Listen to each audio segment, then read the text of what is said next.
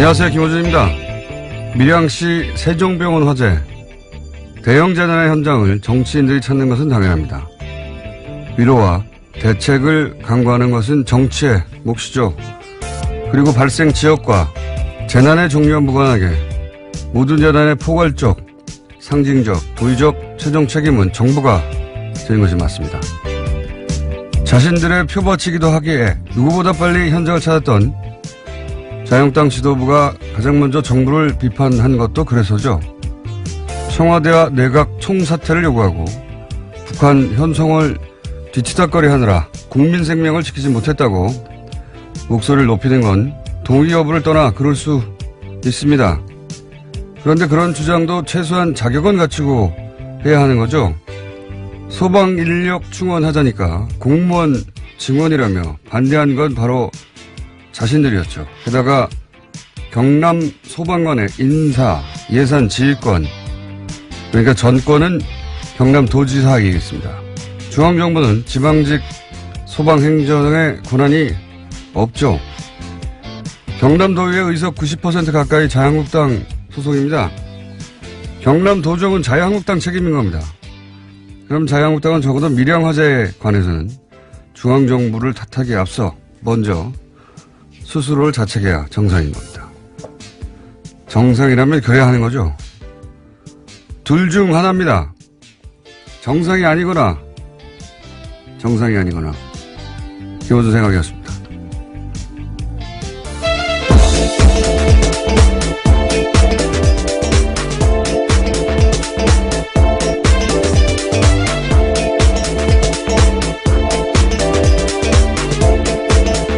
시사인의 김은지입니다. 네.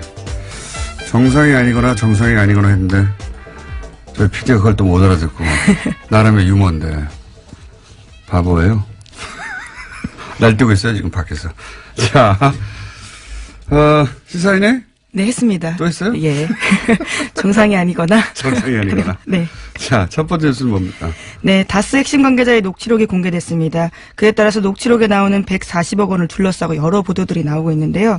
녹취 당사자가 입을 열었습니다. 18년 동안 이상은 회장, 그러니까 다스의 회장 최측근으로 근무했던 김종백 씨인데요. 140억 원은 다스에서 조성한 비자금이다라고 밝혔습니다. 아, 그렇군요. 김종백 씨는 이제 몇 차례 언론에 등장했기 때문에 아시는 분은 아실 텐데, 처음엔 이제 운전기사로 소개가 됐는데, 사실상 운전기사가 아니라 다스 내의 다양한 업무를 종합적으로 본 내부 사정에 아주 밝은 인사다. 이렇게 얘기해야 되는 게 맞는 것 같아요. 운전만 한 게 아니기 때문에. 네, 지방과 관계된 다양한 일도 했습니다. 그러니까 모르는 게 없다라고 봐야 될 텐데요. 그런데 이제 그 녹취록 중에 이제 140억이 여러 번 등장하는데 액수가 또 절묘하잖아요. 액수가 절묘해가지고 이것이 BBK로부터 회수한 투자금 140억 우리가 계속 문제 삼았던 그거라고 해석하는 언론도 있고. 왜냐하면 녹취록 그 대목은 굉장히 짧거든요. 네, 맥락을 알아야지만 알아들을 수 있는 이야기이긴 합니다. 네. 그리고 또 이제 그 녹취록 중간에 보면 그 돈을 나눠서 김재정 이상은 각각 당시 최대주 두 사람의 통장에 들어가 있었던 내용이 나오니까 이건 도곡동 땅 매각 대금이다라고 해석하는 언론도 있었고요. 근데 이제 그렇게 해석이 엇갈리니까 그 녹취록의 주인공, 그러니까 통화를 한 당사자죠. 그 김종백 씨가 그게 아니라 이것은 정호영 특검 때 나왔던 120억 플러스 그 이전에 한 20억 정도의 또 비자금이 있었는데 그걸 얘기하는 거다. 네, 당사자가 직접 밝힌 겁니다. 본인이 대화 도중에 등장했던 그 해당 부분은 그런 맥락에서 등장한 거라고 지금 이제 해설을 해준 건데, 저는 어느 쪽이어도 그 돈이 전부 이명박 전 대통령이 회수하려고 했다. 이게 핵심 키포인트라고 봐요. 그러니까 돈의 성격도 물론 중요한데 그 돈을 결국 그 돈의 주인이 결국 이명박 전 대통령이다. 이게 핵심이죠. 예. 네, 이시영 씨를 통해서 이명박 전 대통령이 회수하려고 했다라고 김종백 씨가 해설하고 있습니다. 그러니까요. 여기서 이제 만약에 120억 플러스 120억 비자금이었다면 이제 이명박 전 대통령 횡령에 혐의를 받게 되는 것이고요. 도곡동 땅이었다면 이제 차명소유 문제가 되는 거고, BBK 140억은 대통령 권한으로 그 자기 재산을 찾으려고 공권력을 이용한 거니까 직권남용 부분. 네, 현재 수사가 진행 중입니다. 예. 어느 쪽이든 걸립니다. 특히 도곡동 땅일 경우에는 뭐 어느 쪽이나 다 마찬가지지만 결국은 그 돈이 다스에 들어갔다가 BBK 들어갔다가 그걸로 주가 조작을 했기 때문에 이제는 이제 주가 조작의 혐의까지, 예. 어느 쪽으로든 다 걸린다. 예. 어쨌든 그런데 김종백 씨는 이 녹취의 주인공 김종백 씨는 그 돈은 120억 플러스 120억 비자금을 의미하는 대화 속에 등장하는 거였다. 네, 120억 플러스 20억. 20억. 예. 예. 자, 결국은 이 대목은 뭐 검찰이 밝히겠지만 어느 쪽이든 간에 이명박 전 대통령이 치명적으로 작용할 건 동일합니다. 주인이 본인인 정황이 나왔으니까요. 그리고 이제 김종백 씨 본인도 이제 관련 인터뷰를 했더라고요. 네, 어제 MBC와 여러 가지 이야기들을 했는데요. 언론에 정확하지 않은 정보들이 나가기 때문에 그에 대해서 자신이 밝히겠다라는 입장도 이야기했고요. 뿐만 아니라 비자금이 제대로 밝혀졌으면 좋겠다라면서 여러 가지 이야기들을 했습니다. 이동영 씨가 다스의 한 18년간 이상은 회장의 기사이자 그리고 다스 내부에서도 여러 보직을 맡아서 사실상 내부자인데 이렇게 이제 양심 선언을 하게 된 이유 중에 하나는 이동영 씨, 그러니까 이상은 회장의 아들 이동영 씨가 리베이트 관련한 불법 행위가 드러나자 그걸 뒤집어 쓰라고 요구하자. 예. 그건 못하겠다고 도저히 아무리 내가 오래 근무했어도 그렇게 해서 사실은 이런 녹취들이 만들어지게 된 거라고 하죠. 예. 네, 앞으로의 근거를 위해서 만들어놨다라고 하는데요. 이제 어마어마한 이 사항들을 이제 내부 고발하게 된 거가 된 거죠. 그렇죠. 예. 자, 그렇습니다. 그 140억 관련 언론들이 하도 많이 등장해서 해설 한번 해드렸고요. 자, 다음 뉴스는요. 예, 지난 25일 밤 검찰 수사관들이 영포빌딩 지하 2층을 압수수색했습니다. 영포빌딩은 이명박 전 대통령이 1991년부터 소유하다가 2007년 자신의 재산을 기부해서 만든 청계재단에 넘긴 건물입니다. 서울중앙지검에서 압수수색했는데요. 현재 서울중앙지검은 140억 원을 돌려받는 과정에서 이명박 전 대통령이 직권남용이 있었는지를 수사하고 있는 팀입니다.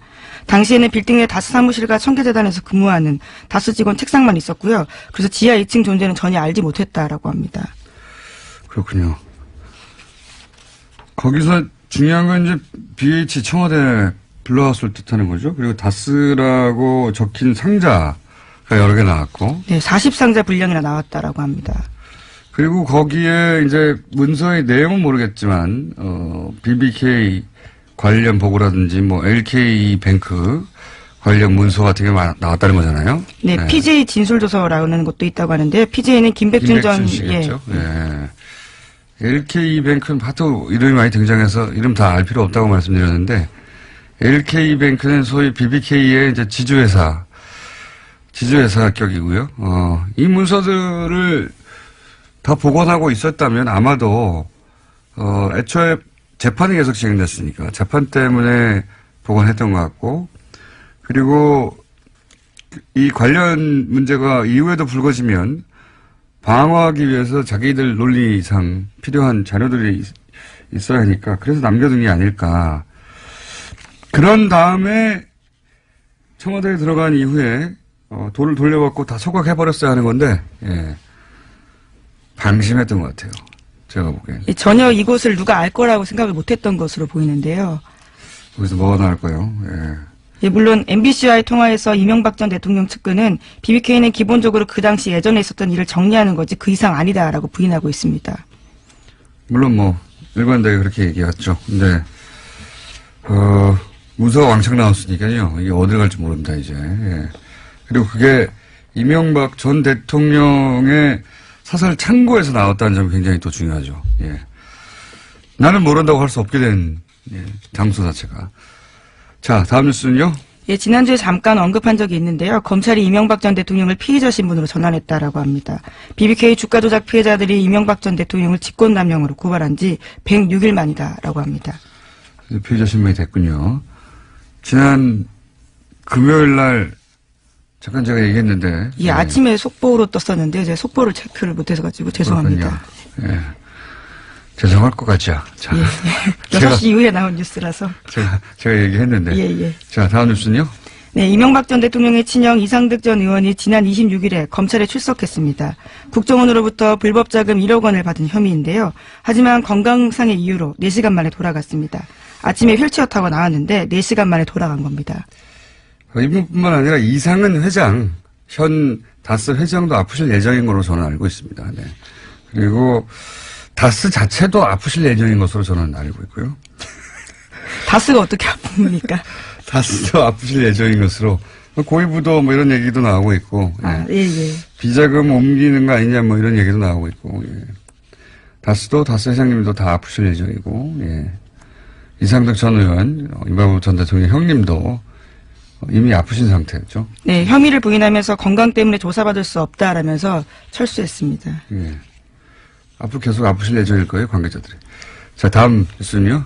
네, 군 사이버 사령부가 온라인 블랙리스트를 만들었다. 그리고 관리했다라고 오늘 아침 한겨레 신문이 보도했습니다. 네, 정확히는 한겨레 21 보도인데 한겨레 신문에 나온 겁니다. 레드펜이라는 작전면을 썼다고 하는데요. 이명박 정부의 비판적인 인터넷 사용자 등의 대상이었다라고 합니다. 이거는 제가 전문 분야입니다. 이게 무슨 의미냐면 사이버사 혹은 뭐 국정원 이런 곳에 정부를 비판하는 아이디 블랙리스트가 있다. 이게 무슨 의미냐면 이렇게 활동합니다. 저는 오랫동안 봐왔던 행태인데 이제 온라인에서 정부를 비판하는 사람들이 있잖아요. 한두 명도 아니고 몇만 명이죠. 그 중에서 이제 열심히 하는 사람들이 한 10,000명 정도 있다고 칩시다. 뭐 개인들 중에. 어떤 사람들은 포털 게시판에서 적극적으로 활동할 수도 있고, 어떤 사람들은 뭐, 자신이 잘 가는 커뮤니티 게시판에서 활동할 수도 있고요. 뭐, SNS나 페이스북 같은 데서 자기 의사를 밝힐 수도 있고요. 그런 개인들을 뭐, 몇만 명 단위로 이제 아이디를 수집하는 거예요. 그리고 나서 그 사람들이 예를 들어서 포털의 게시판에 글을 써요.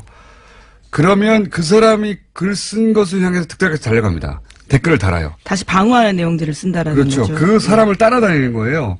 그 개인을. 자기가 잘 가는 커뮤니티 글을 써요. 그럼 득달같이 달려가서 댓글을 쓰거나 비판을 해요. 그러니까 그 사람은 개인이잖아요. 저쪽은 부대고. 그죠? 저쪽은 조직이고 이쪽은 개인인데 그 개인이 그걸 대응하느라 신경을 쓰고 에너지를 쓰고 하다 보면은 괴롭잖아요. 그렇게 의욕을 혹은 활동을 위축시키는 겁니다. 그래서 이 활동이 여러 가지가 있어요. 제가 지켜본 바로는 그렇게 그 사람들 따라다니는 경우 또는 그 사람이 글만 쓰면 공격을 해서 그 파급력을 떨어뜨리는 거죠. 중화시키는 거죠. 네, 해당 기사에도 그런 내용이 있습니다. 20명 내외 검색팀에서 하루 24시간 작업을 수행하면서 관리했다라고요. 이건 사이버 사령부에서고 그 조직은 국정원 조직보다 작거든요. 국정원도 이 일을 해온 것으로 저는 알고 있어요. 그리고 그렇게 주요 인물들은 그 사람들이 글을 쓰든 쓰지 않든 지속적으로 주기적으로 그 사람에 대한 비판 글을 올려서 평판을 떨어뜨리는 겁니다. 여러 가지 활동을 하는 거예요. 그런 활동을 지속적으로 합니다. 지속적으로. 그래서 개인의 경우에는 그 스트레스를 받아서 쓰다가 말아버리면 이게 내가 무슨 영광을 보겠다고 이런 일을 하느냐. 아니면은 그 사람 그 개인 부대죠. 부대하고 싸우느라고 힘을 다 빼버리는 거예요. 주고받고. 뭐 그런 행위를 해가지고 전체적으로 그런 사람 쓰는 사람들을 평판을 떨어뜨리고 위축시키고 파급력을 떨어뜨리는 일들을 해왔죠. 네. 자, 오늘은 저희가 긴급 인터뷰를 준비해서 마지막 뉴스 짧게 하나 정리하고 넘어가죠. 네, 안철수 국민의당 대표가 어제 이상돈 전당대회 의장에게도 당원권 정지 징계 처분을 내렸습니다. 이에 따라 바른정당 통합 의결 전당대회 진행 방식에 시선이 쏠리게 되는데요. 안 대표는 이 의장을 포함해서 현역 의원 16명 등 총 179명에게 징계를 내렸습니다. 이 징계의 목적은 말이죠. 처음 이 징계를 하겠다고 나왔을 때부터 뜬금없는 거였거든요. 왜냐하면은 이분들은 다 다른 당 만들어서 나간다는 거잖아요. 이분들을 당원권 정지를 시키는 게 무슨 의미가 있습니까? 그렇죠? 이 징계의 유일한 목적은 이상돈 의원의 사회권을 뺏는 거였어요. 전당대회에서. 예. 네, 어쨌거나 명시적인 주 이유는 창당 발기인데 참여라고 하는데요. 이상돈 의원은 여기에 이름을 올리지 않았다라고 합니다. 유일한 목적은 이상돈 의장이죠. 의장. 예. 전당대 의장의 사회권을 뺏는 게 목적이었지 나머지 분들은 다 의미 없는 겁니다. 178명의 명단은. 그래서 저희가 모셨습니다. 예. 이상돈 의원을 저희가 처음으로 스튜디오에 직접 모셨습니다. 자, 지금까지 김은지였습니다. 감사합니다. 네, 바로 이어가겠습니다. 안철수 대표가 179명 징계했는데 전당대 의장 이상돈 의원도 포함돼서 저희가 직접 모셨습니다. 안녕하십니까? 네, 안녕하세요. 네, 네. 처음 뵙습니다. 네. 네, 전화만 하다가 네. 반갑습니다. 네. 징계를 당하셨어요? 뭐 징계 당해도 뭐 당한 기분도 안 나고요. 뭐 관심도 없습니다. 제가 방금 179명 징계는 결국 그 타겟이 전당대 의장인 의원님이라고 제가 해석을 했는데 어떻게 보십니까? 뭐 그런 면도 있지만요. 처음부터 당교를 바꿔서 그야말로 새벽 6시부터 뭐 20세 전국 20세곳에서 투표를 하고 밤 9시에 뭐 인터넷 뭐 화면 중계를 해가면서 전당대회 한다는 아주 그냥 초현실적인 전당대회를 한 것은 다 어떻게 보면 그 전당대회 의장이 저이기 때문에 시작한 측면이 많다고 봅니다. 그렇죠. 네. 전당대 의장으로서 이제 사회권을 가지고 계신 분인데, 이 통합에 대해서 부정적이라서 혹시 전당대를 본인들이 원하는, 통합파가 원하는 뜻대로, 안 될까봐 어떻게든 사회권을 뺏고 싶은데 그러면 명분이 있어야 하는데, 예, 이 명분으로 이걸 사용한 게 아닌가, 뭐 이렇게 해석되는데, 그 외에도 사회권을 제어하기 위해서 조치를 많이 했죠. 그렇죠. 사실은요. 제가 보기에는 이번에 바뀐 당규에 따라서 전당대회를 진행을 할 수가 없는 것은 저는 솔직히 이건 내가 할 수 있는 게 아니다 이렇게 생각을 했습니다. 그리고 또 하나는 이제 이번에 신당을 추진하는 쪽에서 특히 실무진 쪽에서도 이제 어떤 몇몇 후보는 이거 흥분해 가지고서 우리가 전당대회에서 저지해야 된다는 저지파가 있었어요. 저지파. 또 한쪽에서는 아우 저거 이제 우린 저기랑 이제 안 된다. 끝났다. 창당파가 있었는데 저는 오히려 이 저지라는 것이 우리가 제가 의장이느냐 안 되는 걸 상대방이 뻔히 알기 때문에 온갖 술수를 할 것이다. 그렇게 되면은 그야말로 초현실적인 전당대회가 될 것이다. 그래서 저는 창당을 빨리 준비해야 된다. 저지한다 믿고 있으면은 이제 시간에 쫓긴다. 이렇게 그런 박 전 생각이 대표는 처음에는 저지할 수 있다고 생각하셨던 것 같아요. 그죠? 그런데 박지원 대표는 뭐, 이 정치를 꿰뚫어 본 분 아닙니까? 근데 다만 처음부터는 저지를 한다고 이렇게 해놔야만 저쪽에서 이제 온갖, 무리수를 온갖 뭐 이상한 일을 벌이지 않겠습니까? 새벽 6시에 시작하죠. 네, 그러니까. 처음 들어봤는데 새벽 6시. 근데 할 필요가 없어진 거죠, 이제 완전히. 새벽 6시. 네. 새벽 6시에 이 전당대회 누가 참석할지 모르겠는데 새벽 6시에 시작하고. 네, 근데 그 부분에 대해서는 그렇게 우리가 웃기만 할 수 있는 것은 아닙니다. 이게 아무리 정당의 자율성을 존중한다 그러지만은 당원 당규로 어떤 정하는데 한계가 있지 않습니까? 정당법이라는 게 있습니다. 그 법의 일반 원칙이 있고 그래서 이제 이번에 가처분 신청된 것도 그런 부분이죠. 그래서 과연 법원이 뭐 이런 것까지 정당의 자율권을 인정해 줄 것인가? 뭐 이건 도저히 눈 뜨고 볼 수 없다 그래서 어떤 판결을 할지. 다만 이제 어차피 이제 이 탈당 어차피 이제 창당에 나가는 거니까 그 되어 있지만은 법원으로서는 이번에 한번 정당의 자율성에 대해서 유권적인 판단을 할 필요가 있다고 봅니다.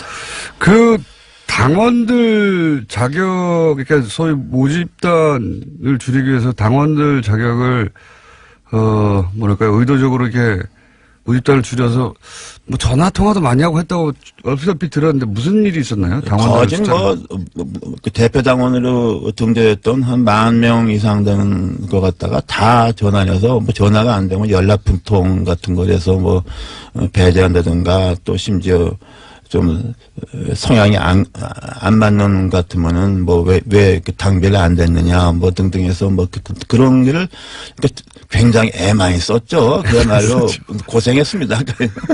그래서 한 10,000명이 한 5,000명 이하로 줄었다면서요? 네, 그렇다고 그래요. 네.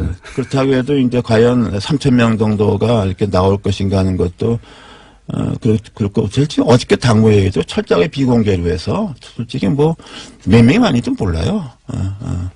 사회권, 이제 의장직을 수행하지 못하게 되시는데, 근데, 의장직을 수행하셨다 하더라도, 보통 사회권이라는 게 이제, 처음에 시작을 선언하고, 종결을 선언해야 되는데, 시작과 종결을 선언하지 않아도 되는 걸로 바꿔놨다면서요? 근데요, 뭐, 저도 상세한 건 딱 보지도 않았어요.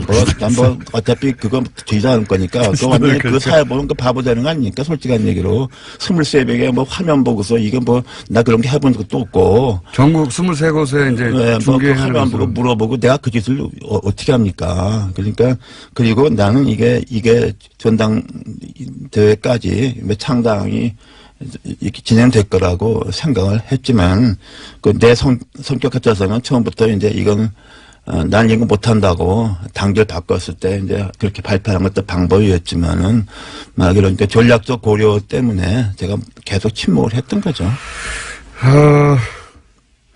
지금 의장단 중에는 의장이신 의원님도 당원권이 정지됐고, 부의장인 이용혜 의원도 징계받았고, 이제 남은 게 부의장이 이용호 의원인데, 네. 이분은 소위 중재파죠? 네, 그러나 뭐 지금 중재파라고 이제 분류되는 의원들도 뭐 똑같이 행동하기는 좀 어려울 것 같습니다. 그 중에서 제가 보기에는 뭐 다수는 우리 민주평화당으로 아마 합류할 것을 보고 있습니다. 네. 민주평화당이 처음에 창당할 때 뭐 14명이다, 15명이다, 지역구 의원은요. 네. 이런 얘기가 있는데, 그 중에 이제 비례대표 의원 3분이 이쪽 합류를 선언했는데, 출당을 안 해주는 문제가 좀 계속 네, 그렇죠. 그 문제는 어차피 좀 창당하고 나서 꽤 오래 갈 겁니다. 그 문제가. 갈 것이고, 제가 보기에는 현재 어저께 이름 올린 지역구원이 14명이고, 예.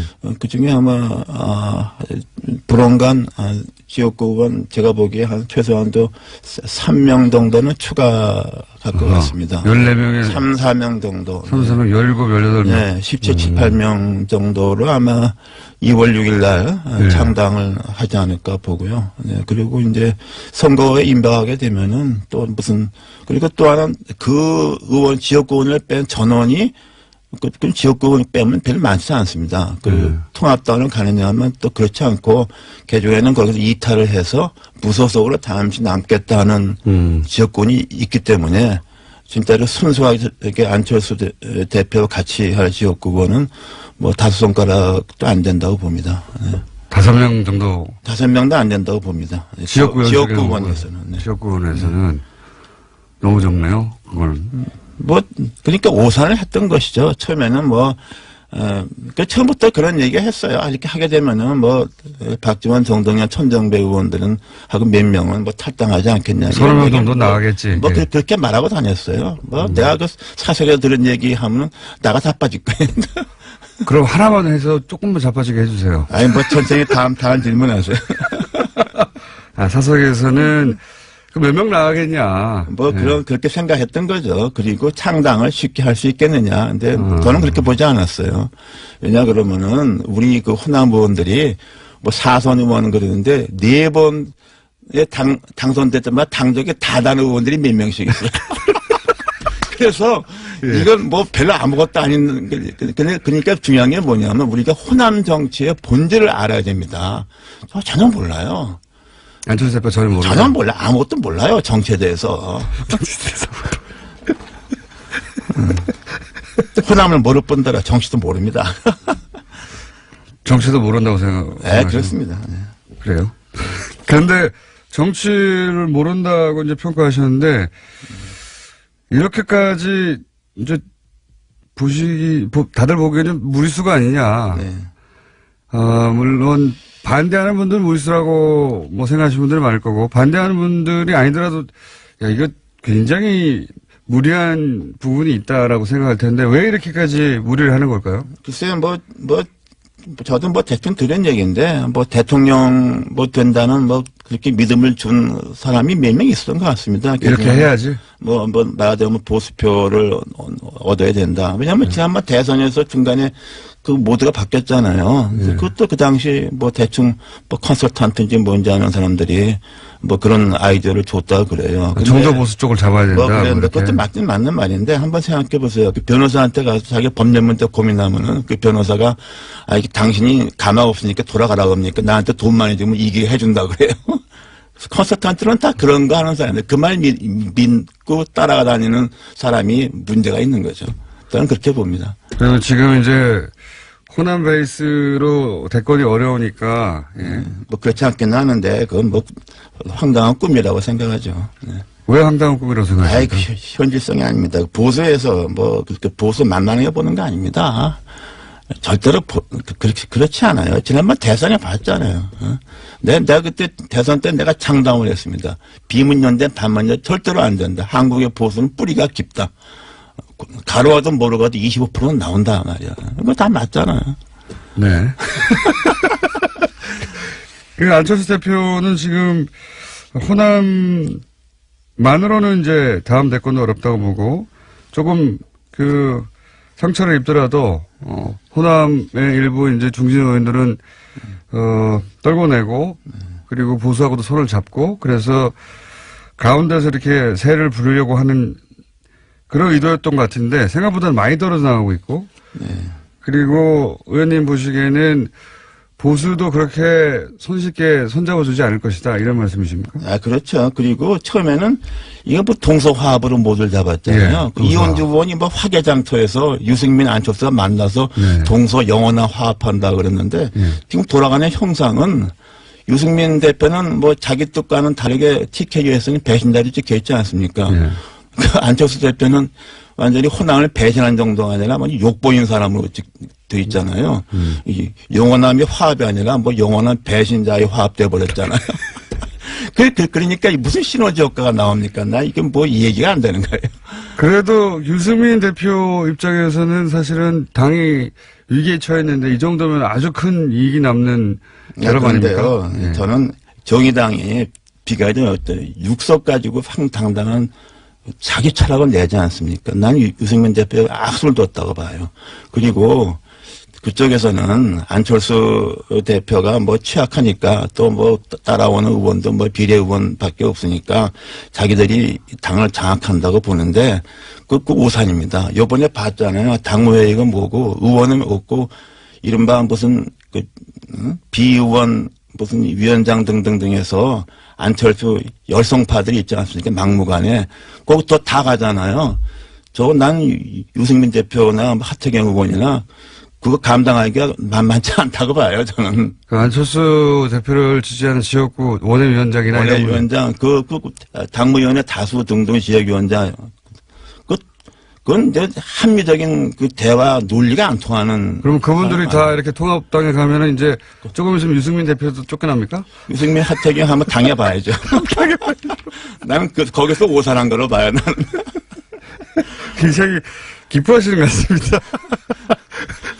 나는 기뻐하기보다 나는 유승민 대표에 대해서 안타까운 심정을 갖고 있고 저는 그러나 또 이해우 의원 통해서 몇 번 워닝을 줬는데 자기가 그대로 갔으니까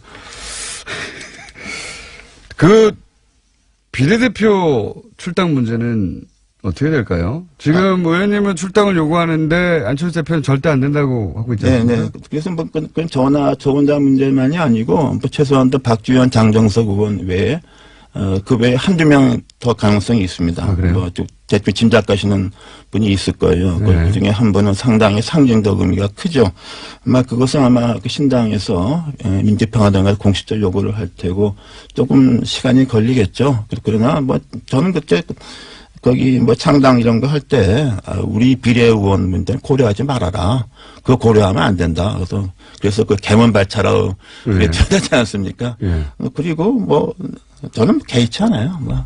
개의치 않는다는 거는 그렇게 이제 당 소속은 새로운 통합개혁신당인가요? 그 통합개혁신당 소속이 되실 텐데 거기 에서 계속 이렇게 안철수 대표에 대한 비판의 목소리를 내실. 아니, 뭐, 제가 그렇다고 해서, 뭐, 사실상 그, 당원도 아닌 상황이니까, 뭐, 이렇게 임기평화당에서 뭐, 이렇게 뭘 활동한다는 것, 그것도 우스운 거 아닙니까, 사실은.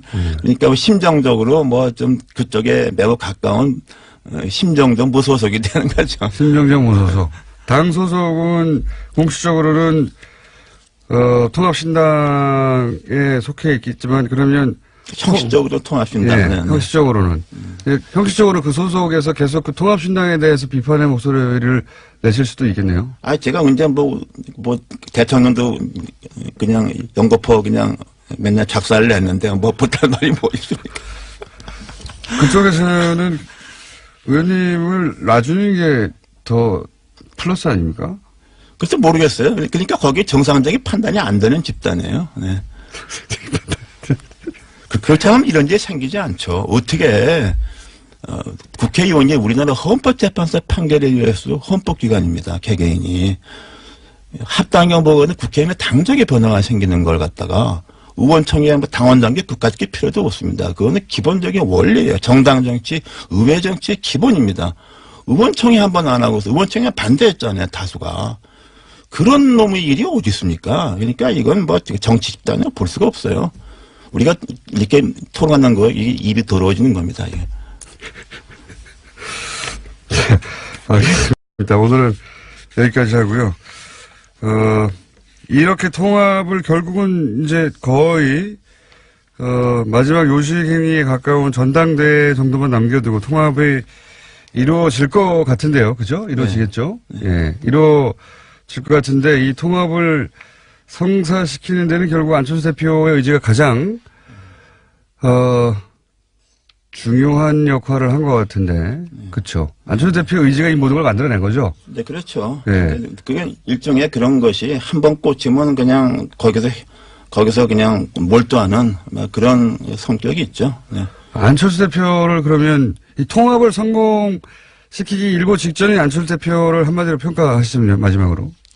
글쎄요, 뭐 제가 볼 때는 뭐 그 정치적 소양도 없는데 어떻게 해서 일시적으로 몇 년 동안에 저 국민들한테 과분한 기대를 받았던 것이죠. 이제 뭐 지난번 대선 과정을 통해서 뭐 그 좀 다 벗겨졌다고 봅니다. 이제 우리가 이제 마지막으로 벗겨진 모습을 보는 거죠. 네. 앞으로 이 통합 당에 가셔서도 인터뷰를 자주 하시게 될 첫 번째 의원이 아니실까. 네. 생각이 듭니다. 잠시 후에 하태경 의원 바로 이어서 들어올 텐데 혹시 하태경 의원한테는 하실 말씀 없으십니까? 글쎄 내가 볼 때는 이렇게 쉽게 생각하지 말라고 싶어요.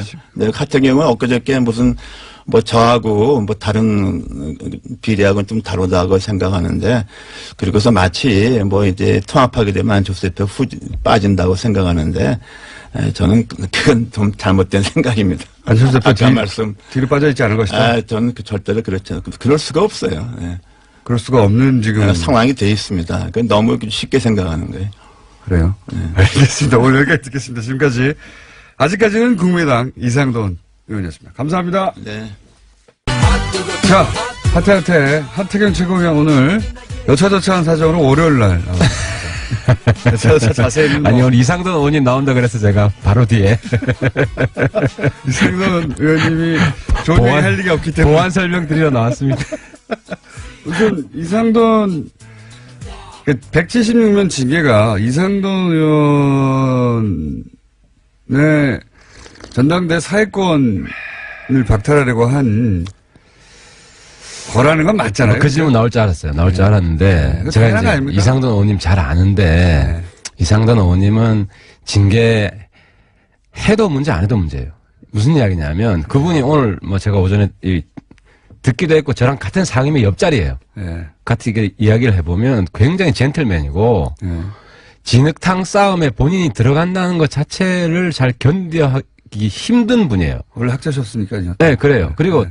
원래 그렇기 때문에 제가 볼 때는 만약에 징계를 안 했으면 본인도 굉장히 고통스러웠을 것이고 동시에 또 그때 그래도 공격해요. 그러니까 저쪽은 딱 답이 정해져 있기 때문에 답정너기 때문에 징계를 하면 하는 대로 공격, 안 하면 이간질. 아니, 제가 다른 질문이 아니라 징계를 하는 거는 당권파의 마음인데 제 말은 176명 징계를 했던데 그 이유가 이제 창당대회 참석하고 뭐 이런 거 해당 행위 명부상으로 충분하죠. 근데 실질적으로는 다른 당으로 간다는데 당원권 정지 2년 이게 무슨 의미가 있습니까? 아무 의미가 없는데. 아니 근데 실용적인 의미는 크지 않을 수 있지만 상징적인 의미. 당의 기강을 잡는 차원에서 아니 그거는 당의 기강이 해야 지금 돼요. 그렇게 한다고 잡힙니까?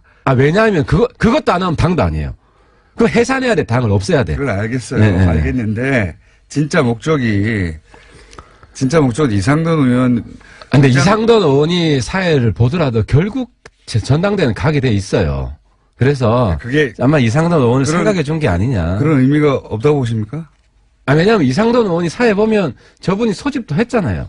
그러니까 보냐 안 보냐 엄청 그 싸움을 말려야 되고 본인은 완전히 진흙탕 싸움에 이상한 사람 되고 그러느니 차라리 해준 게 이상돈 의원 입장에서는 고맙다고 생각할 것 이상돈 같아요. 의원을 위해서 그렇게 했다. 예. 이상돈 의원 입장에서는 그러니까 서로 이해관계는 다르지만 결국은 뭐 그렇게 서로한테 해가 되는 결과는 아니다. 알겠습니다. 이렇게 실드를 치시는데.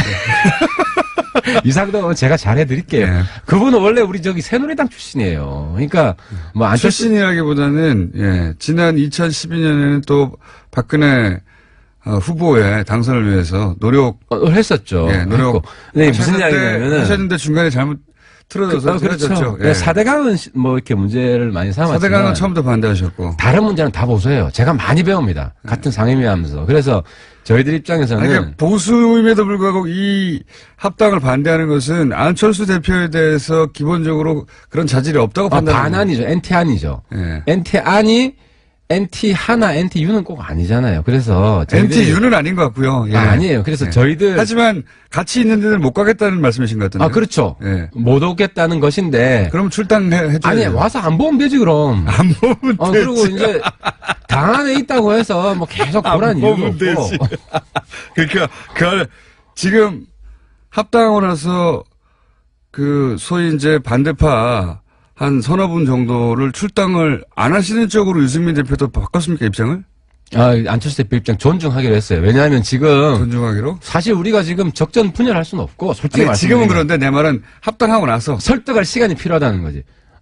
유승민 대표나 이해운 전 대표나 정병욱 대표나 다 잘 알잖아요. 그래서 우리도 적어도 공들일 시간이 필요하지 않냐. 그러니까 일단 합당시켜놓고 그분들 설득하다 안 되면 하다 안 되면 그럴 시간이 필요하다는 거죠. 그때 가서 지금은 다른 당이기 때문에 뭐 어떻게 이야기하는 것도 어렵지만 같은 당이 되면 같은 식구이기 때문에 같은 당 되고 나서 이분들이 가만히 있을까요? 계속 당에 대해서 뭐라고 할 텐데. 다 수용하죠. 유상돈 의원이 문제 제기하는 거 왜 수용 못 합니까? 아니 그러니까 그런 문제가 생길 것 같으니까 거기서 다 정리하라고 오라고 했는데 안철수 대표가 싫다고 하니까 안철수 대표가 싫은 이유는 또 당연하죠. 본인이 이제 사람들이 너무 많이 떨어져 나가면 저쪽이 너무 많아지니까 마이너스 통합이라는 이상돈 소리 의원의 들을까 봐. 불만은 두 가지인데요. 안철수에 대한 개인적인 실망 이게 하나 있고 또 하나는 지금 적폐청산 기조에 적극적으로 협력해야 된다. 이게 하나 있어요. 네. 그러니까 안철수에 대한 개인적인 실망은 말 그대로 개인적인 실망입니다. 그죠? 그리고 안철수 그 향후 지도부 지방선거 끝나고 네. 이후에까지 지도부 할 가능성은 별로 없어요. 그 과도기에는 어떨지 모르겠지만 본인이 후보로 뛰거나 뭐 선대위원장을 하거나 하겠죠. 그다음에 적폐청산 우리 반대 안 합니다. 낡은 보수 청산해야 되고 문재인 정권이 적폐청산 중단해도 우리는 낡은 보수 청산 끝까지 갑니다. 그게 한국당 해산이고. 한국당 해산이요? 네, 그래서 그 부분은 이상돈 의원하고 일치합니다, 목표가. 알겠습니다. 그렇게 말씀하셔도 소용없을 것 같긴 한데요. 중요한 것은 당장은 합당하고 나서 이 반대파들 서너 분을 세 분인지 네 분일지 모르겠지만 당장은 출당하지 않을 것이다. 않을 것 같다. 않습니다. 예, 네, 우리가 못한다. 공들일 시간이 우리한테 필요합니다라는 말 다시 한번 반복합니다. 네, 그래서 어떻게든 설득해서 같이 가도록 해본다. 네, 그렇습니다. 예. 쉽지는 않을 거라고 저는 전망하고요. 안철수 대표가 본인은 당대표 안 한다고 그랬는데 유승민 대표가 같이 공동대표 하자고 하는 상황은 어떻게 정립니까? 그 부분이 숙제입니다. 숙제인데 안철수 대표는 왜 공동대표 유승민 대표는 공동대표를 하자는 이유는 알겠어요. 예. 이 통합된 이 당의 결국은 그 힘은 두 직전 대선 후보 인지도와 또 그 이미지에 달려 있는데 한 분이 빠지면 어떻게 되느냐. 최대 효과를 내자면 같이 가자. 이 제안을 알겠는데 안철수 대표는 어떤 이유인지는 저로서는 짐작은 가나. 왜 대표 안 하겠다? 예. 안철수 대표는 지금 공동대표 안 하겠다는 거잖아요. 왜냐면 이미 백의종군 선언했잖아요. 아니 뭐 선언했다가 뒤집은 게 한두 번입니까? 제 말은 아니, 못 이긴 척 하면 우리 되는데. 바른정당은 뒤집길 원해요. 예. 우리가 많이 이야기를 했는데 근데 이게 어떻게 돼가나요? 그러니까 이제 국민의당 내부 사정인데 지금 국민의당에는 그까지 생각할 겨를이 없다. 전당대회를 성공적으로 치러야 제가 되기 보기에는 때문에. 말이죠. 지방선거 때 이 새로운 당이 예를 들어서 지자체장 뭐 광역단체장 정도를 지금 당선시킬 수는 없지 않습니까? 현실적으로 그죠?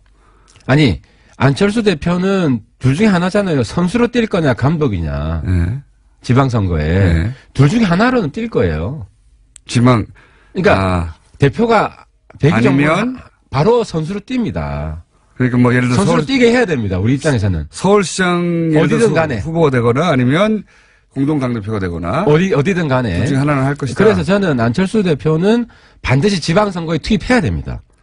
그래서 그러면 당대표보다는 지자체장으로 나가는 게 낫다고 보십니까? 당연하죠.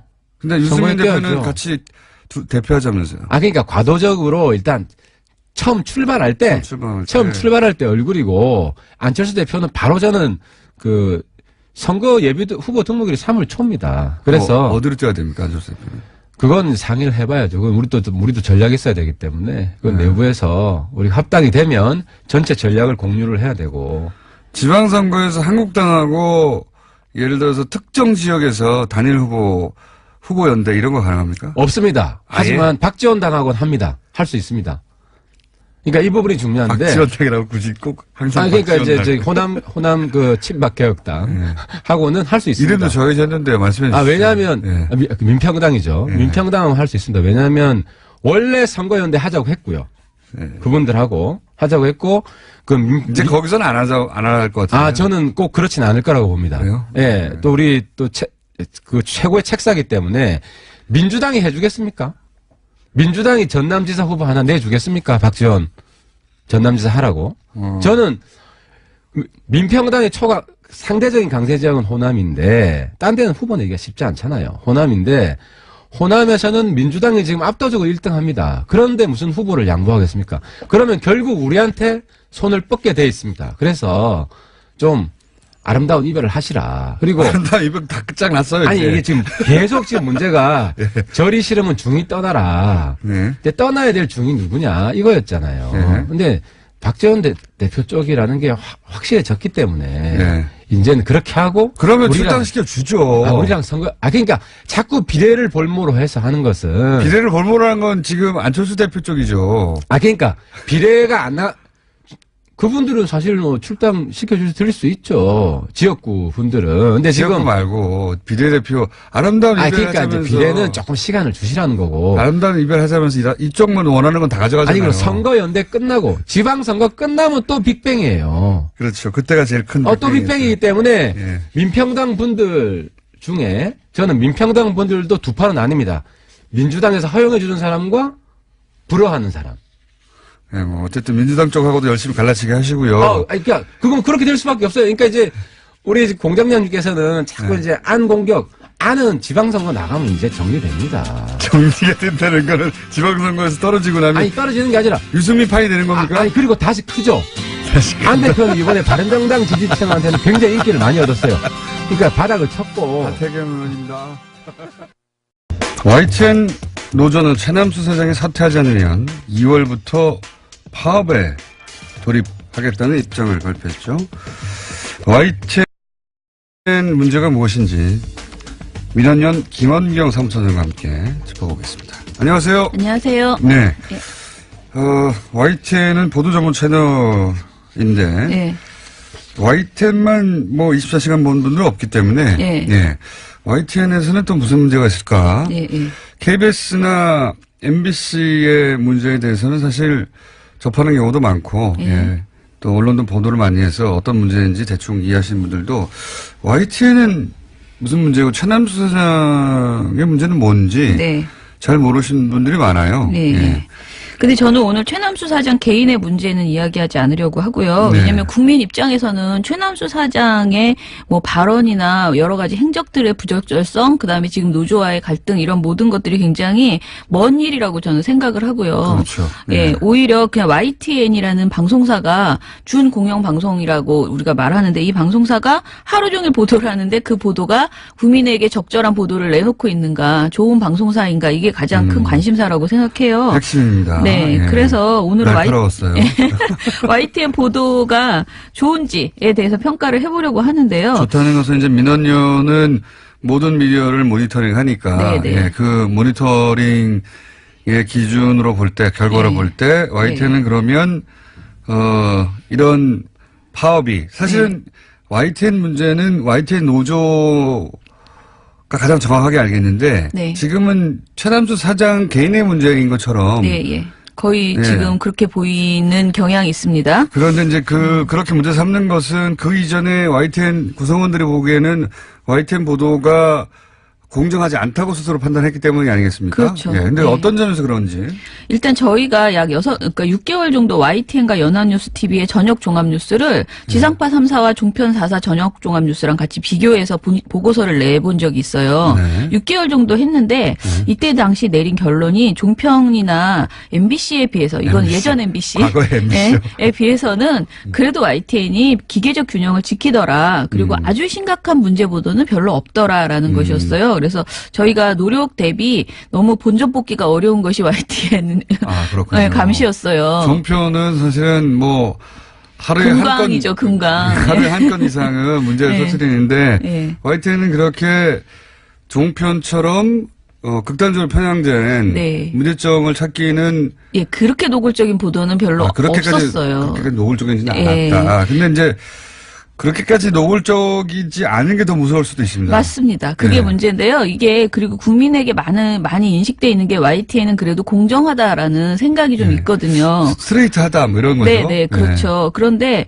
기본적인 그 문제가 뭐냐면은 시청자 입장에서 타사 뉴스와 YTN 뉴스를 비교할 때 가장 눈에 띄는 게 그냥 기계적 균형만 잘 지킨다는 거예요. 네. 그러니까 YTN 보도를 통해서는 JTBC 보도를 보는 것처럼 뭔가 어떤 일이 벌어졌는지 정확하게 인식하고 판단하기 매우 어렵고요.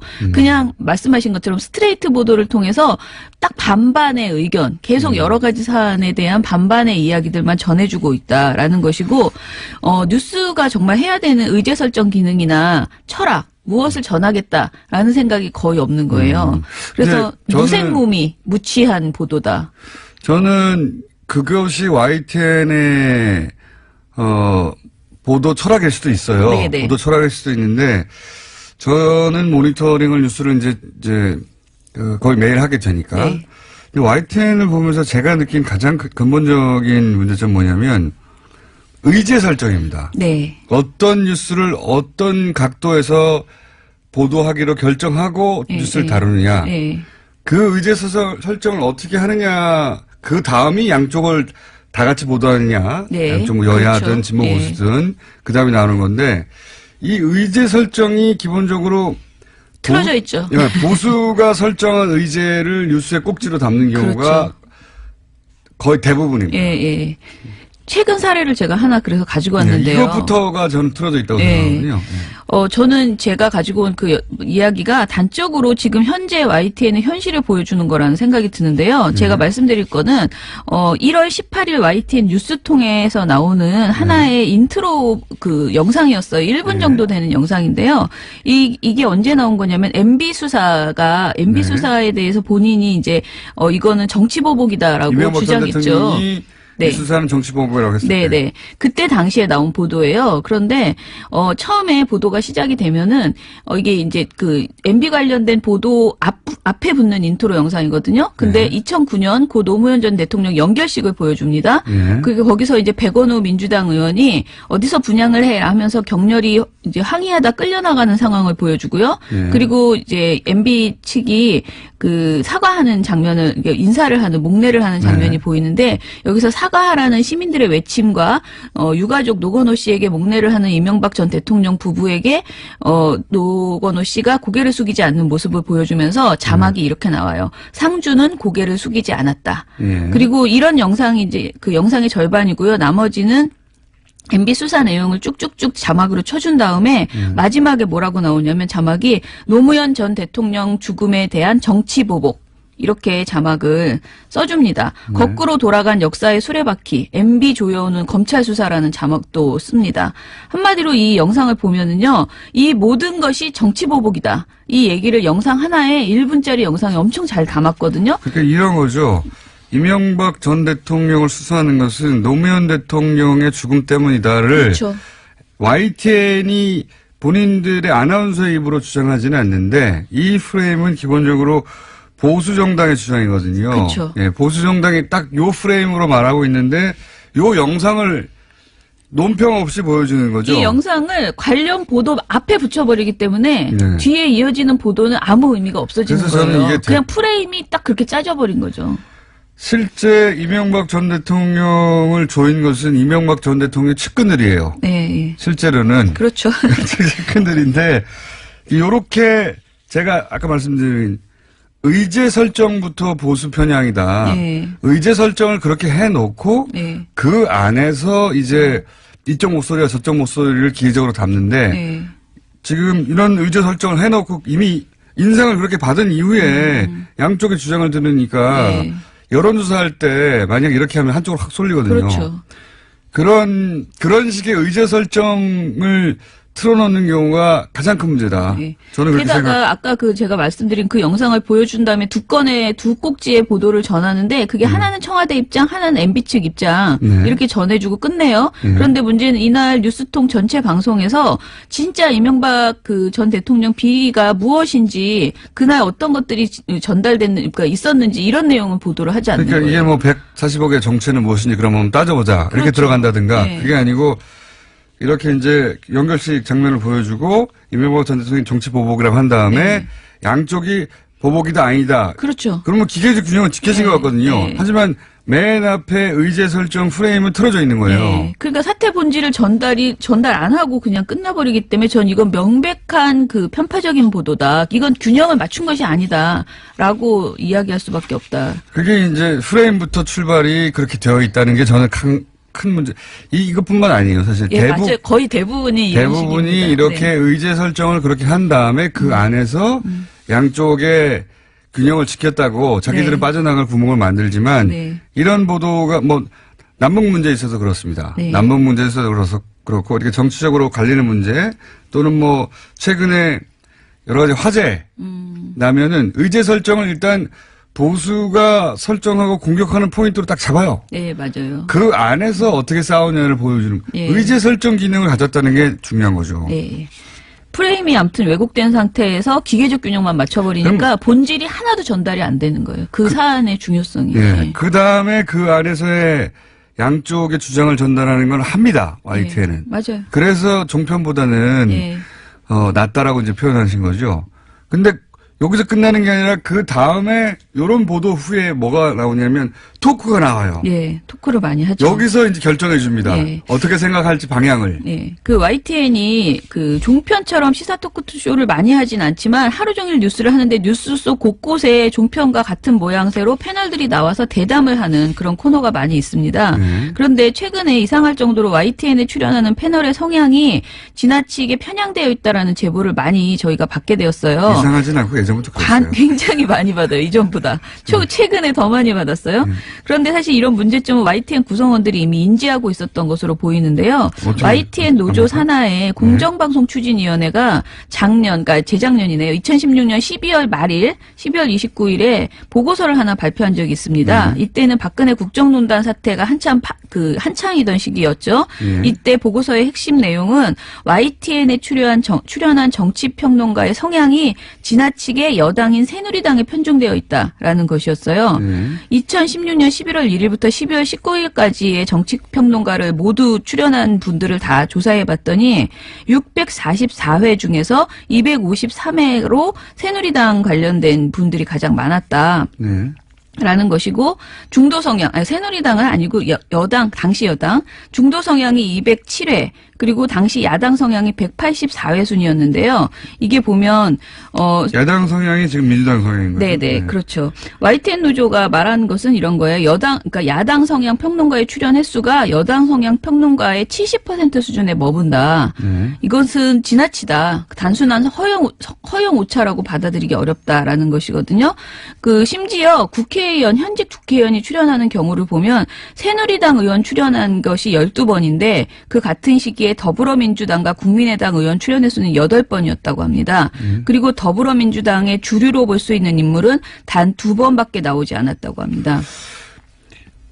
이게 참 교묘한 건데요. 예. 예, 교묘한 건데 아까도 말씀드렸다시피 의제 설정 이것이 만약에 YTN이 보도 전문 채널이 아니라 네. 시사 평론을 하는 것이면 또 다릅니다. 네, 그렇죠. 예, 종편은 그런 의미에서는 그렇게 하면 안 되지만 아예 정하고 가거든요. 네. 우리는 보수편이야. 처음부터 끝까지 이렇게 정하고 가기는 가는데 여기는 그렇지 않다고 하는 곳이거든요. 예, 예. 그렇지 않다고 하는 종편이야 조선일보나 동아일보의 채널이고 그래서 감안하고 보는 점이 없잖아 있어요. 근데 이 YTN은 분명히 기계적으로 최소한 공정하다는 인식을 가지고 있거든요. 국민들이. 예. 그렇게 인식하는 가운데 의제 설정을 그렇게 한 다음에 뉴스는 조금 전에 말씀드렸다시피 의제 설정 안에서 틀어놓고 네. 그런 다음에 이제 이어지는 토크에서 이렇게 한쪽이 몰리는 패널들이 그렇죠. 나오니까 전체적으로 뉴스를 보고 있으면 예. 보수 정당이 주장한 게 맞구나 하고 인식하게 되죠. 그런데 네. 심지어는요, 최근에 종편은 눈치를 굉장히 많이 보잖아요. 재승인 이후에 위축돼 있거든요. 그래서 종편은 오히려 패널이 덜 편향적이에요, 저희가 보기에. 그런데 YTN은 최근 거를 사례를 보니까 저희가 올해 1월 2일부터 7일까지 일주일간 YTN의 가장 주요한 그 저녁 프로그램이 있어요. 뉴스나이트라고 밤 10시에 방송되는 방송인데 이것에 출연하는 그 나이트 포커스에 출연하는 패널들을 분석을 해봤어요. 그랬더니 핵심 토크죠 이게. 예. 그런데 6일간 나이트 포커스에 출연한 패널이 총 14명이었는데 이 중에서 자유한국당 등 보수권을 대변하는 인물이 11명. 14명 중에 중립적 성향을 가진 분이 2분, 그리고 여당 성향은 1분에 그쳤습니다. 그러니까 굉장히 지금도 여전히 그러니까 2016년 말이 아니고 지금 현재도 굉장히 편향적인 패널 배치를 하고 있다. 아닐 것 같은데 실제로는 이렇습니다. 네. 그렇습니다. YTN을 보고 있으면 뉴스를 그냥 스트레이트로 전달하는구나 라고 생각되는데 실제로는 이렇습니다. 네. 네. 실제로는 이래서 노조 내에서 계속 문제 삼는 거죠. 예. 예. 그리고 문제 발언을 하는 패널들도 굉장히 많아요. 그러니까 많은 분들이 종편에서만 그런 발언이 나오리라 오보 막말 편파 뭐 그런 발언이 사실은 YTN에서도 여러 번 나오고 있다라는 좀 것이에요. 예를 들어서 최근 사례를 보면 1월 2일에 YTN 뉴스나이트에서 그때 당시에 이제 우리은행이 초등생 그림을 2018년 달력에 넣은 것을 가지고 뭐 종북 친정권 그림이다라면서 비판 많이 자유한국당이 비판했던 사안이 있었잖아요. 여론을 통해서는 비판을 많이 받았는데 자유한국당은 이게 이제 초등학생까지 이렇게 인공기를 그렇죠. 그려놓는 시대가 됐다면서 비판했는데. 근데 이때 이날 출연했던 최직령 변호사라는 분이 이 방송에 나와서 뭐라고 하셨냐면은 저희 패널로도 잠깐 있었는데요. 네. 그 앞에는 그냥 남들이 다 하는 얘기를 그냥 했는데요. 그러니까 초등학생이 그린 거 맞냐라는 얘기를 했는데 이런 얘기를 합니다. 보송보송하게 생긴 베고니아가 저게 우리가 일반적으로 얘기하는 김정일화 그리고 그 옆에 있는 꽃이 김일성화다라고 말하고 전체적인 상징적인 의미를 봤을 때 과연 초등학생이 아무런 의미가 없이 그냥 그린 것인가에 대해서는 상당히 의문이 생길 수밖에 없다. 촛불이 나오고 나라다운 나라 이런 얘기가 나오고 뒤에 보면 노란 리본을 형상화해서 세월호를 형상화 은행이라는 것은 경제이고 경제의 요체는 정치적 중립인데 은행이 어떻게 보면 정치에 관여한 듯한 그런 그림이다. 이렇게 평가를 해요. 너무 진도가 많이 나가셨죠. 진짜 초등학생이 그린 게 맞는데 네네. 초등학생이 세월호도 형성하고, 은행도 형성하고, 그 다음에 김일성화도 형성하고, 김정일화도 그래서 형성하고. 서울에서 조용필 씨 노래에도 나오는 베고니아 꽃이 이제 종북꽃이다. 이렇게 또 이야기를 하고. 베고니아 꽃이 종북꽃이라는 얘기는 그렇잖아요. 내가 네. 터무니없는 얘기인데. 그래서 네. 이런 황당한 얘기가 YTN 전파를 탔는데 사실은 이게 얼마든지 반박이 많이 나왔던 내용이었거든요. 심지어는 박근혜 전 대통령의 의장을 맡았던 민주평화통일자문회의의 2014년 공모전에서 이때 당시에도 인공기가 이제 그려져 있는 그림이 엄청 많이 나왔어요. 예. 한 절반 가까이 나왔어요. 그렇죠. 아니, 그리고 장관상을 받았어요. 남북 통일을 주제로 하라고 그러면 그릴 네. 수 있는 국기가 뭐가 있습니까? 태극기 아니면 인공기인데요. 그래서 예. 수상작의 절반 정도는 인공기를 그리고 있어요. 그러니까 이런 내용이 반론이 전혀 안 나오고 일방적으로 완전히 비판하는 그런 내용만 그러니까 자유한국당 입장만 대변하는 그런 패널이 나왔다는 초등학교에까지 거죠. 네. 이 종북 사상이 스며들어서 초등학생이 김일성화를 그리고 있다 뭐 이런 네. 거죠. 김정일 꽃 참. 좀 아무튼 당황스럽습니다. 근데 이런 내용이 이제 앞에 이런 논란이 있다고 네. 기계적으로 보도한 다음에 그다음에 전문가라는 분이 나와서 이런 얘기를 하면 그쪽 방향으로 쏠리는 게 맞잖아요. 근데 또 이때 앵커가 잘 정리해주면 또 되잖아요. 네, 제가 근데- 만약에 있었으면은 말도 안 되는 얘기 좀 그만하시라 했을 텐데. 예. 근데 지금 YTN의 진행자도 사실은 심각하다. 종편 진행자 못지않다. 굉장히 편향적인 질문을 많이 하더라는 겁니다. 예를 들어 볼게요. 21일에 오전 9시에 현성월 단장이 이제 왔죠. 그래서 21일, 22일 내내 YTN과 연합뉴스TV는 거의 그냥 현성월 TV였거든요. 근데 20일 YTN 뉴스 Q라는 프로그램에서 앵커의 행태를 보겠습니다. 먼저 뭐 패션에 무슨 의미가 있냐, 왜 저 옷을 입었을까요? 이런 질문은 워낙 흔한 이야기라서 생략하고요. 이날 패션을 넘어서서 현송월의 믹스커피에 대해서 이야기가 진행됩니다. 그러면서 김대근 앵커가 믹스커피 말고 아메리카노 달라고 전해지기도 했는데 이게 인상적이었는데 어떻게 들으셨어요? 라고 물어요. 그랬더니 패널이 그거 별로 중요하지 않다라는 식으로 크게 문제 없다라고 대답을 합니다. 그랬더니 앵커가 다시 묻습니다. 그럼에도 불구하고 사실 현송월의 모습을 보면서 이게 일반 북한 주민들의 모습과 어떤 차이점이 있을까 이런 궁금증이 들기도 하더라고요. 아까 커피 질문을 드렸습니다만 사실 북한에서는 커피 한 잔이 며칠치 임금에 해당된다는 이런 얘기도 있거든요. 실제로 어떤가요? 라면서 다시 한번 믹스커피에 대해서 또 화제를 꺼내는 거예요. 네. 그랬더니 이제 나중에 현성월 단장이 아메리카노 시킨 것이 연출됐을 가능성도 배제할 수 없다. 왜냐하면 아무래도 커피라는 것은 지속적으로 마셔야 되는데 이것을 지속적으로 마실 수 있는지는 의문이다라는 답변을 패널이 했어요. 북한의 경제 수준은 매우 낮다. 네네. 한마디로 북한을 못 사는데 네. 커피 맛을 알겠냐 이런 질문이죠. 그러니까 이 답변이 나올 때까지 집요하게 계속 이 질문을 했다는 것이죠. 그게 이제 맞습니다. 진행자의 그 질문도 네. 의제 설정 아래서 질문이 계속 나와요. 특히 그렇죠. 북한 관련 뉴스를 YTN에 다룰 때는 아주 집요하게 예. 보수 편향의 시각을 갖고 뉴스를 의제 설정을 한 다음에 그것이 원하는 답변이 안 나오면 진행자가 그 답변을 계속 유도합니다. 네, 북한은 못 산다. 이 북한은 종편이 많이 하던 거잖아요. 네, 북한은 나쁜 나라다. 이 소위 이제 남북 관계가 어떻게 개선될 수 있을 것인가. 이게 네. 어떤 계기가 될까 얘기를 하지 않고 항상 그렇게 북한은 나쁘다라는 네. 전제하에 모든 질문이 나가요. 그러니까 기본적으로 앵커 질문이 너무 수준이 낮고 부적절한 답변을 전혀 방향을 틀어주기는커녕 더 부적절한 질문을 계속. 수준은 저도 낮으니까 네, 할 말은 그거는 없는데요. 좀. 제 말은 수준이 낮은 건 둘째치고 의도된 방향으로 네. 그러니까 뉴스 속에서 애초에 설정된 의도대로 질문을 반복적으로 보수 편향으로 하죠. 네, 예. 그렇죠. 뉴스 진행자도 그렇게 합니다. 그래서 가만히 보고 있으면 부지불식간에 보수의 의제와 네. 보수의 방향성과 예, 보수의 문제의식 주장을 흡수하게 돼요. 그렇죠. 기계적으로 분명히 맞추는 것 같은데 그건 기술적으로 객관적으로 보여요, 일단은. 네, 객관적으로 보이는데 객관적으로 보이는데 보수가 굉장히 중요하게 생각하는 의제에 있어서는 네. 그 이면에 깔려 있는 편향성을 예. 뉴스를 계속 보다 보면 반드시 느끼게 됩니다. 그렇죠. 반드시. 예. 예. 그런 세월이 굉장히 오래됐어요. 예. 예. 양지열 변호사도 YTN 토론 패널에 자주 나옵니다. 그리고 양지열 변호사는 MBC 저 땜빵으로 하던 네. 진행자의 생명이 끝났나요? 끝나가고 있나요? 둘 중에 하나입니다. 네. 이제 곧 다시 저희 돌아올 거예요? 뉴스 공장에 나오겠죠.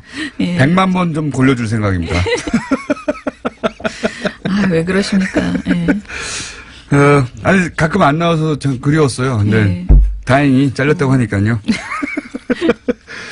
자, 그렇게 만약에 이걸 이제 이런 내용의 관점에서 보지 않고 형식의 관점에서 보자면 네. 형식으로는 다 요건을 지킨 것처럼 보여요.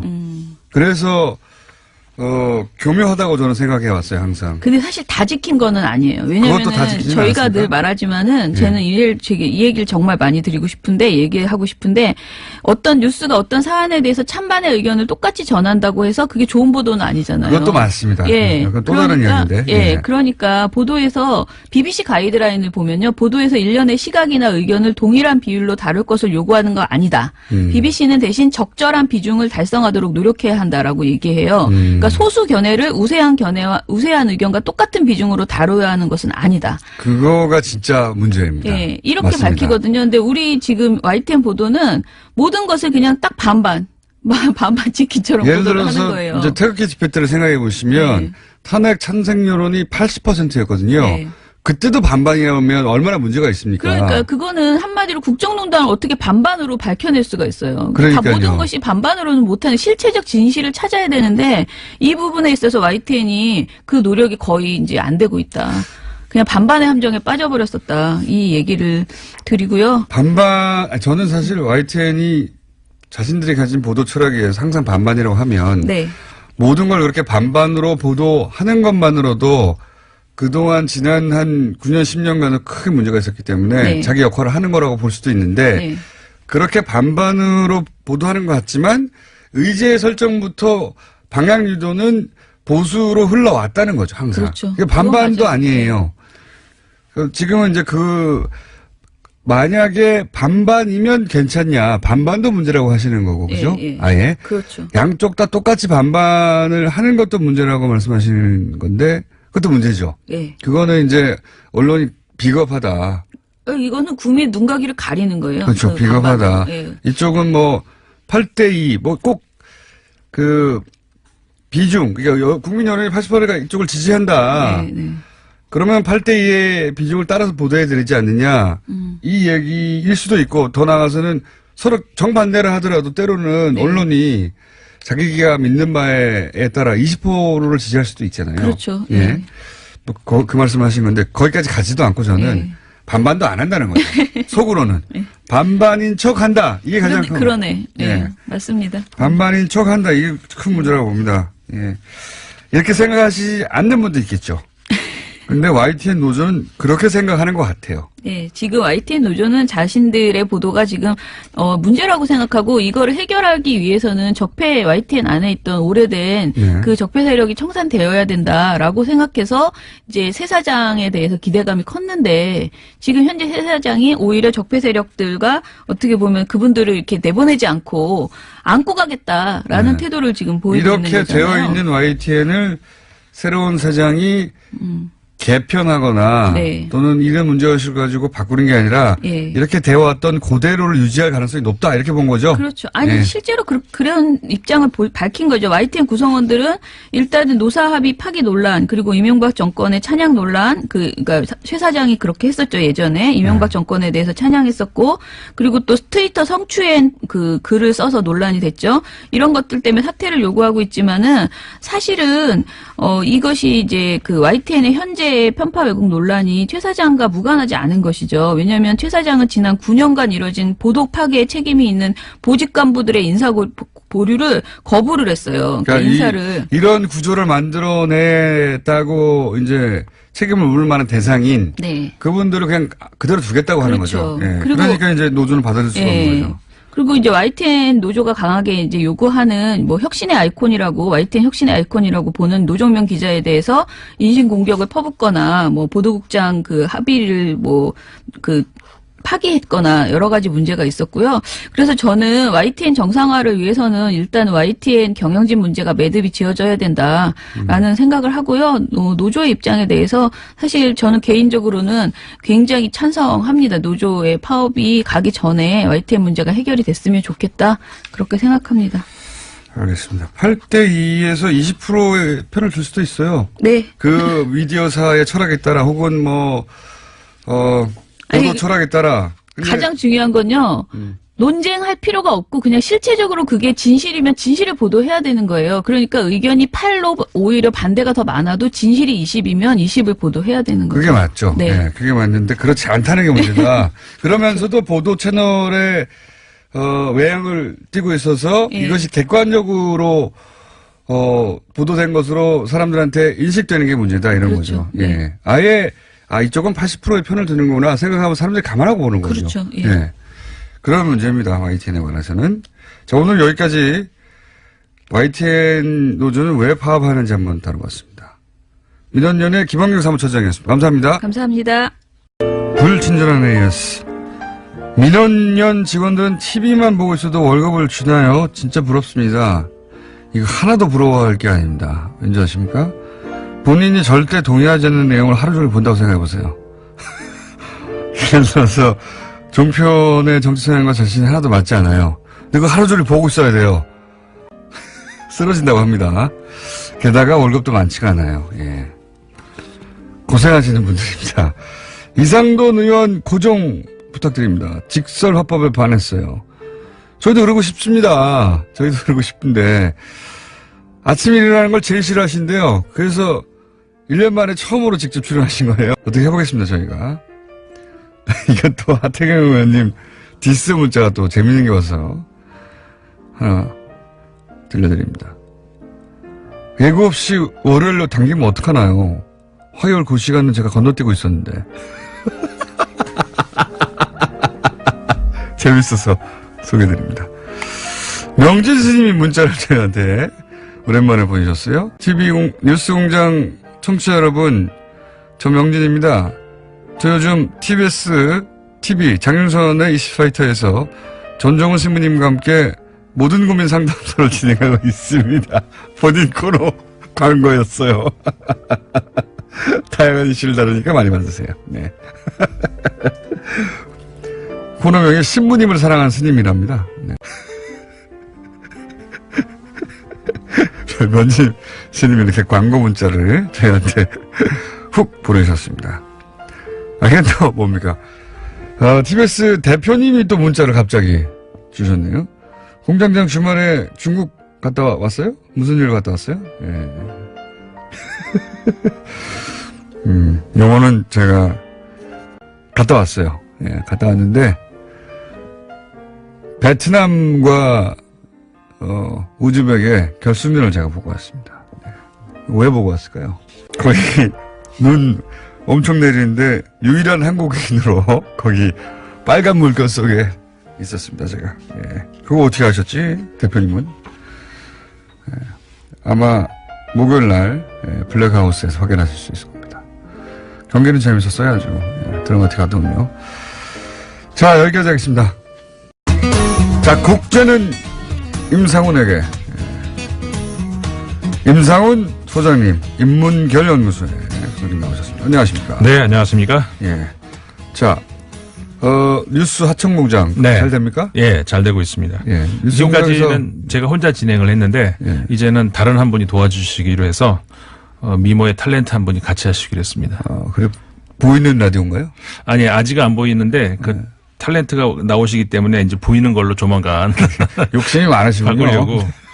예, 그렇게. 뉴스 하청공장인데 점점점 일이 그래서 커지고 있습니다. 진행자가 뉴스 본 공장보다 하청 공장이 더 아름답다는 그 말씀을 드리고 싶고.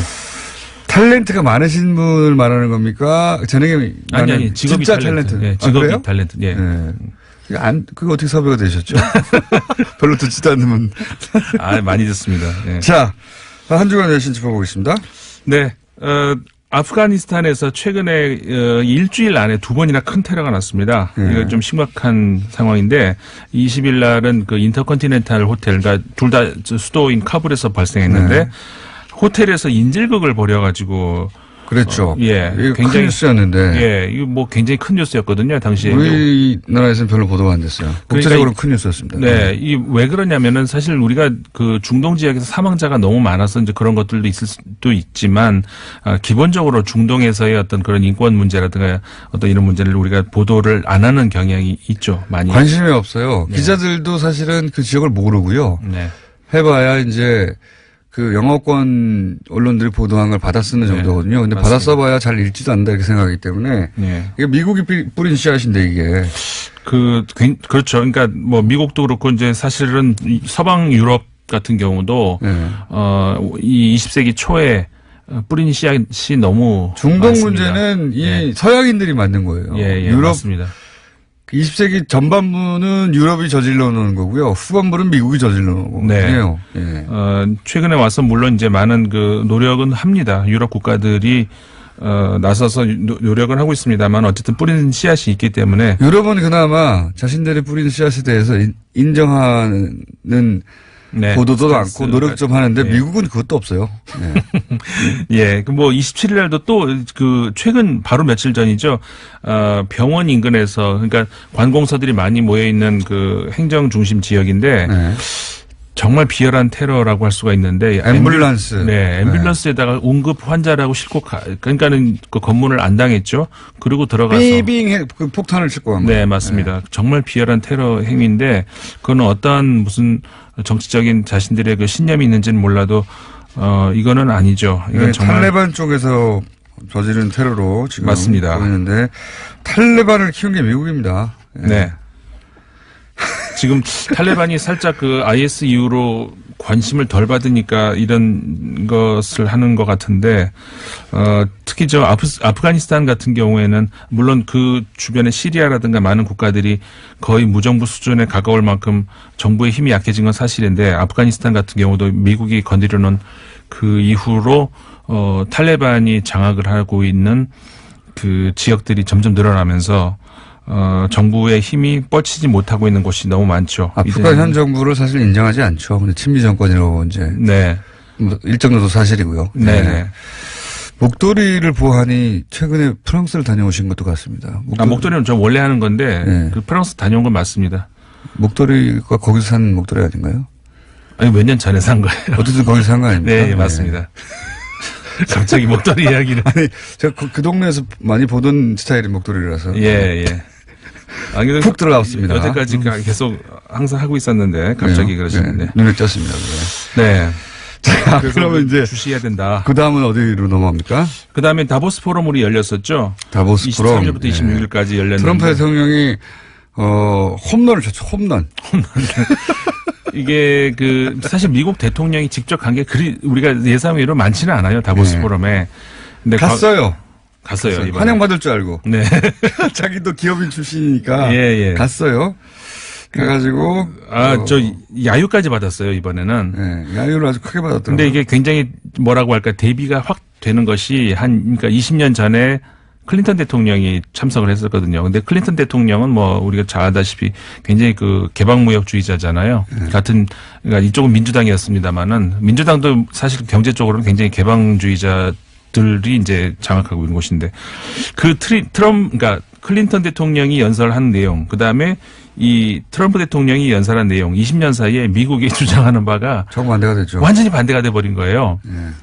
근데 이제 아까 말씀하셨습니다만은 제가 말했구나. 굉장히 야유까지 받는 정도로 현재의 그리고 트럼프 대통령을 제외한 나머지 참가 국가 정상들뿐만 아니라 학자들 이런 사람들이 미국의 성토장이 방불을 할 만큼 성토장으로 말해도 과언이 아닐 만큼 다보스 포럼 자체가 기본적으로 왜 모이는 겁니까? 그렇죠. 국가 간의 교류나 뭐 이런 것 때문에 모였는데 거기서 미국 고립, 미국이 성장해야 세계가 성장한다. 이 말하면 그걸 누가 듣고 있습니까? 그러니까요. 다들 세계 정상급이고 다른 나라의 정상급이 왔는데 그 말을 듣고 만들어진 자체가 그것 때문인데 미국 트럼프의 지지자들 앞에서나 할 얘기를 거기 가가지고 한 거죠. 미국이 성장하면 당신들도 다 잘 살게 돼. 이런 얘기를 하면 아 그렇구나 할 사람이 누가 있어요 거기에. 그렇죠.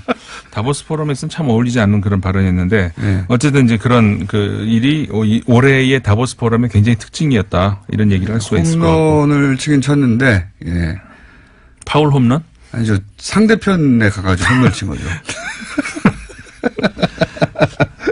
홈런을 그런가? 예, 네. 뭐 그렇게 얘기할 수 있죠. 아니면 농구 우리 편 투수가 나와 있는데 잘못 나와가지고 홈런을 쳐버린 거예요. 아 그런 거구나. 아 그렇게도 가능하구나. 상대편 복장 안 입고 뭐 그 정도 되는 홈런을 친 겁니다. 네, 맞습니다. 네, 트럼프 얘기가 나와서 하나 더 소식 전해드리겠는데, 네. 워낙 이제 부자고, 그거에 잘 알려진 거. 그리고 이렇게 금을 좋아하죠. 금을 굉장히 좋아해요. 근데 이제 자신의 주거지, 그러니까 이제 백악관 말고, 네. 여기에 트럼프 타워. 반고호 작품 하나를 좀 임대해달라, 이렇게 뉴욕의 구겐하임 미술관에 요청을 했어요. 아 그래요? 네. 그랬는데 이 미술관 측에서 그건 어렵다. 대신에 다른 거를 내가 대여해주겠다 하면서 금으로 된 변기를 이렇게 제안을 했어요. 어떻게 했냐. 그래가지고 이게 이제 너 금 좋아하지 않아? 그렇죠. 그리고 최근에 쉿홀. 그렇죠. 네. 쉿홀을 우리나라에서는 이제 거지소굴이라고 번역을 그거 했습니다만은 많이 알고, 네. 거지소굴이 아니고 실제로는 똥통이죠. 그러니까 우리나라 사람이 가지고 있는 똥통에 가지고 있는 그 어감보다 사실 영어에서 쉿홀이 더 좀 나쁜 거죠. 저속한 예. 그런 표현입니다만 어쨌든 직역하면 똥통 아니겠습니까? 그래서 제 생각에는 더러운 똥통 정도 되는 거죠. 그렇죠. 예, 그냥 똥통도 아니고 아주. 대통령이시니까 네. 그러면은 금으로 된 똥통을 똥통을 드리겠다. 그래서 골든 쉿홀을 드리겠다. 이런 박물관 측의 구겐하임의 센스군요. 그런 깊은 뜻이 아닌가. 그렇게 했네요. 네. 예. 그렇게 이제 저는 해석을 하는 거고요. 구겐하임 센스 짱인데요. 물론 그렇게 얘기는 안 했습니다만 그런 깊은 뜻이 있다. 아니, 이렇게. 그 안에 다 들어있는 거죠. 그렇죠. 예. 굉장히 저는 진짜 굉장한 센스라고 봐요. 반고호 빌려달라고 그랬는데 당신은 그런 그림을 가질 자격이 없어. 금으로 똥통 하나 줄게 이거 아니에요. 그렇죠. 그거를 아무 말 없이 금병기 어떻습니까? 라고 이렇게. 근데 실제로 그건 예술 작품이거든요. 그러니까요. 이탈리아의 작가가 만든 작품인데 실제로 그걸 대여해드리겠다. 근데 백악관에서는 아직 반응이 없다고 합니다. 무슨 말인지 못 알아들었구나. 센스쟁이. 네. 구겐하임이었어요. 예. 자, 그렇습니다. 그다음요. 기본적으로 유럽에서는 트럼프를 이렇게 생각합니다. 만나서 얘기해보면 다들 그렇잖아요. 네네. 예. 그리고 기본적으로 뭐라고 할까, 이게 유머가 깔려있고, 유머 안에 보면 많은 내용들이. 먹이는 거죠. 예. 네. 그런 거 고급스럽게 있는데. 먹였네요. 맞습니다. 그래서 이제 원래의 작품의 취지는 그거라 그래요. 뭐를 먹어도 인간이 먹으면 결국은 변기로 다 간다. 아무리 좋은 걸 먹건, 아무리 쓰레기를 먹건 간에 어차피 변기로 가는 것이다. 그런 내용을 담은 작품이라고 하는데, 해석은 네. 또 다른 해석이 또 우리가 아니 이제 구겐하임의 그 요청을 받고 자기들끼리 막 얘기했겠죠. 아니 우리가 지금 트럼프한테 이걸 빌려줄 이유가 뭐냐 그러다가 누군가 아이디어를 냈겠죠. 금병기 갖다 주자요. 와 좋다. 거기까지 그치지 않고 실제 제안했다는 게 저는 멋쟁이라고 봅니다. 예. 그렇죠. 거기까지는 그냥 실무자끼리 생각할 수 있거든요. 웃고 넘길 수도 있는데. 네. 근데 구겐하임 유럽식 유머고 유럽식 자존심인 거죠. 잘했다고 실제로 본다. 예 뉴욕에 있는 그 박물관인데 어쨌든 그렇게 뉴욕에 있는 구겐하임이요. 네네네. 그 구겐하임이군요. 그것도 더 재밌네요. 그렇죠. 자국의 대통령한테. 대통령이니까 이제 금으로 된 변기를 가지시라. 이렇게. 안 된다고 말하는 대신 이렇게. 네, 네. 예, 멋집니다. 자. 좋습니다. 주제로 가야 되는데 네. 시간이 많이 주제가 이제 나오면 어떡합니까? 시간 다 됐는데. 걱정 없습니다. 주제는 저는 뭡니까? 하천 공장이 있기 때문에 일부러 노리신 거 아니에요? 아니죠. 저는 하고 싶은데 이제 공단장이 다른 말을 시키셨잖아요. 자, 지금 터키의 소위 말해서 올리브 가지 작전이라고 하는 네. 시리아로 이제 지금 군사 행동을 들어가고 있거든요. 이걸 우리가 굉장히 예의주시해야 되는 것이 물론 쿠르드족에 대한 어떤 역사 깊은 문제 이것도 있지만 국제적인 분쟁으로 번질 소지도 좀 현재로서는 있는 것 같다. 일단 쿠르드는 최근에는 미국이 배신하면서 다시 버림받았는데. 네. 원래 터키가 이제 쿠르드를 자국 내에서 탄압해 온 건 역사 오래됐고요. 그렇죠. 시리아에 있는 쿠르드를 진압하려고 한다. 네. 예.